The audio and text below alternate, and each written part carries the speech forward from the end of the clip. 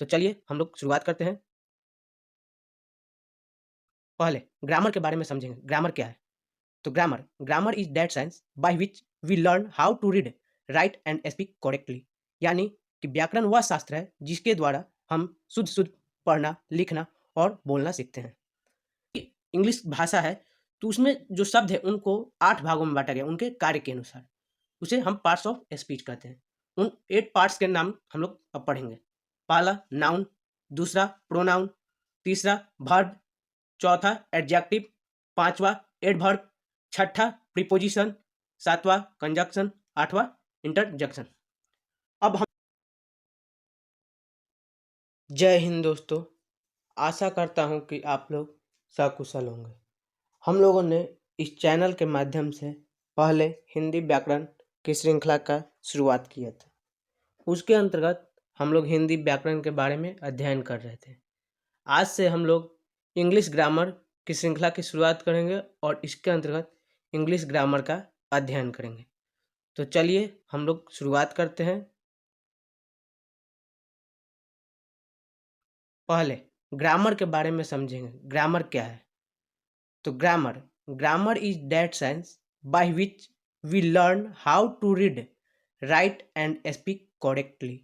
यानी कि व्याकरण वह शास्त्र है जिसके द्वारा हम शुद्ध शुद्ध पढ़ना, लिखना और बोलना सीखते हैं।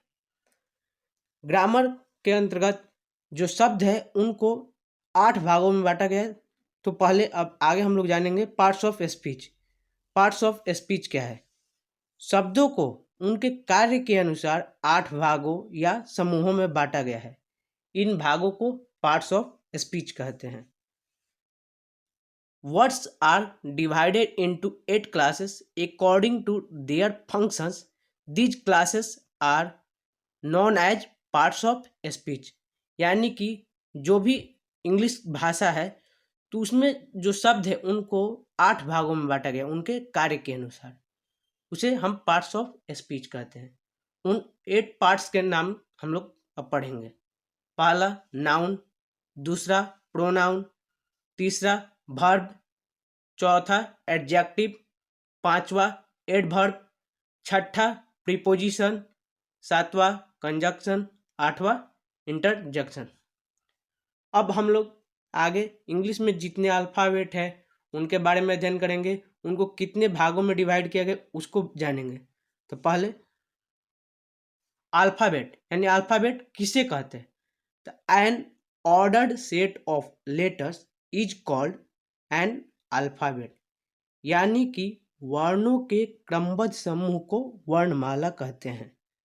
जैसे अब ये जो लेटर हैं वह 26 होते हैं इंग्लिश अल्फ़ाबेट में। जैसे कि A, B, C, D, E, F, G, H, I, J, K, L, M, N, O, P, Q, R, S, T, U, V, W, X, Y और जेड। इनको 2 तरीकों से लिखा जाता है, एक कैपिटल लेटर और स्मॉल लेटर। दोनों तरीका से आपको दर्शाया गया है। अब हम बारे में जानेंगे कि अल्फ़ाबेट को कितने भागों में डिवाइड किया गया है। तो अल्फ़ाबेट को 2 भाग में डिवाइड किया है उच्चारण के अनुसार, वॉवेल लेटर्स और कॉन्सोनेंट लेटर। तो वॉवेल 5 होते हैं जिनके अंतर्गत ए, ई, आई, ओ और यू आता है। कॉन्सोनेंट के अंतर्गत 26 लेटर में से जो 5 वॉवेल है उनको छोड़ने के बाद 21 लेटर बचते हैं। उन सभी लेटर को कॉन्सोनेंट लेटर्स कहा जाता है। चलिए, तो हम लोगों ने अल्फ़ाबेट के बारे में समझ लिया। अब हम लोग पार्ट्स ऑफ स्पीच के अंतर्गत पहले जो आया था नाउन, उसके बारे में जानेंगे और उसका अध्ययन करेंगे। नाउन, नाउन क्या है?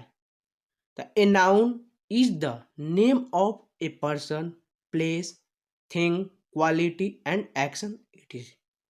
यानी कि किसी भी व्यक्ति, स्थान, वस्तु, गुण आदि का जो नाम है उसे हम लोग संज्ञा कहते हैं। जैसे रोहित एक व्यक्ति का नाम हुआ, इंडिया एक जगह यानी देश का नाम हुआ, बुक यह एक वस्तु का नाम हुआ।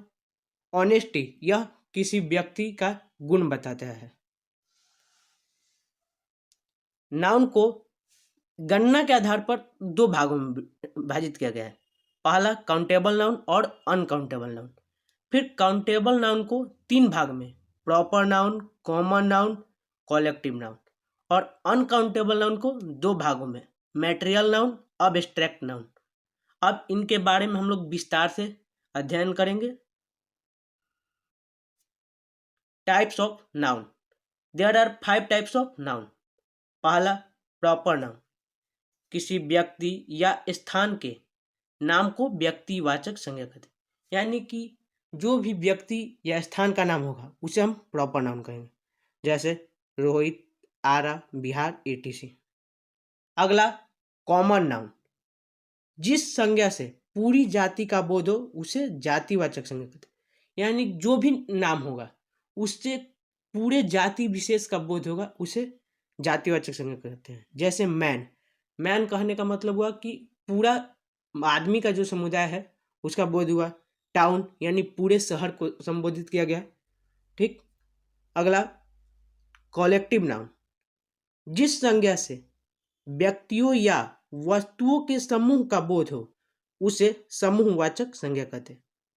जैसे फैमिली, क्राउड, आर्मी।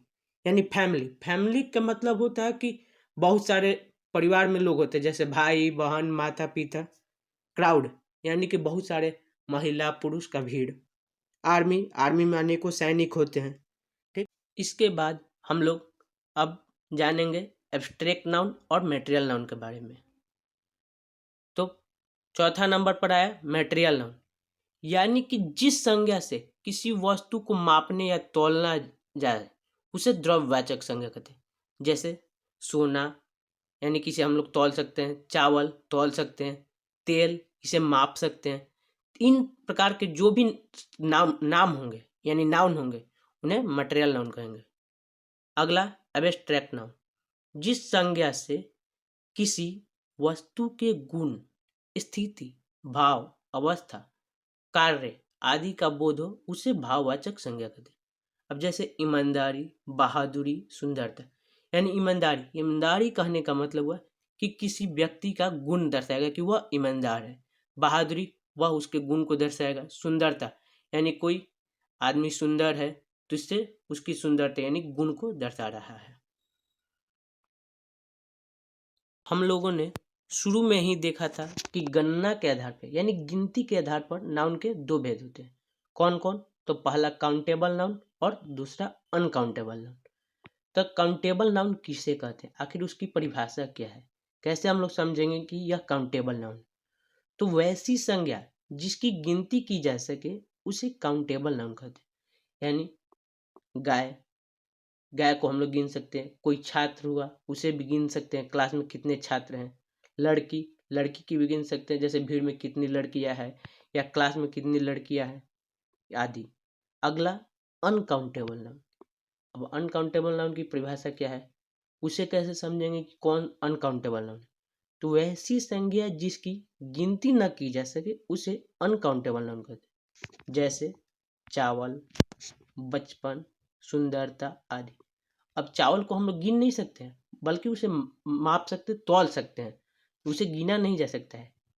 बचपन, अब कोई बचपन को गिन नहीं सकता है, वह आदमी की अवस्था को बताता है कि वह बचपन में है या वह बचपन में कैसा था। सुंदरता, यह उसके क्वालिटी यानी उसके गुण को दर्शाता है। ग्रामर के बारे में, पार्ट्स ऑफ स्पीच, अल्फ़ाबेट और नाउन के भेद। अगले वीडियो में हम लोग प्रोनाउन के बारे में पढ़ेंगे। तब तक के लिए धन्यवाद। जय हिंद।